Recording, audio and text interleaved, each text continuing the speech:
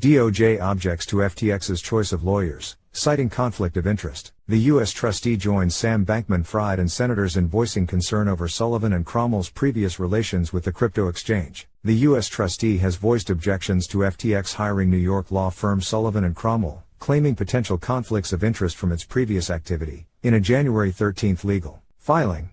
The complaint echoes those made by a bipartisan grouping of U.S. senators and by the crypto exchange's founder Sam Bankman-Fried, and expresses concern the firm might tread on the toes of future work by an independent examiner. S&C's disclosures as filed are wholly insufficient to evaluate whether S&C satisfies the Bankruptcy Code's conflict-free and disinterestedness standards, said Trustee Andrew Vara, a Department of Justice official responsible for bankruptcy cases. The incomplete disclosures are a sufficient and independent reason to deny the application. Any investigation led by S&C would be duplicative and wasteful of estate resources if the court were to grant the U.S. Trustee's pending motion to appoint an examiner with a comprehensive investigative mandate, Vara added.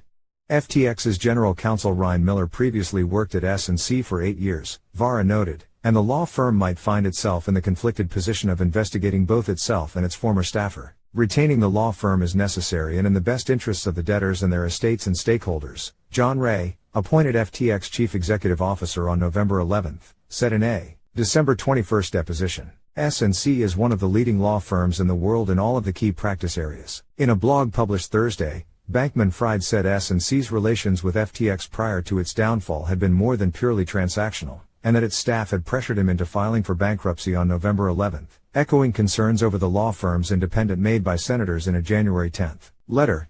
Judge John Dorsey said at a January 11 hearing that the letter, calling for the appointment of an independent examiner into the case, was an inappropriate intervention. S&C lawyers did not immediately respond to a request for comment.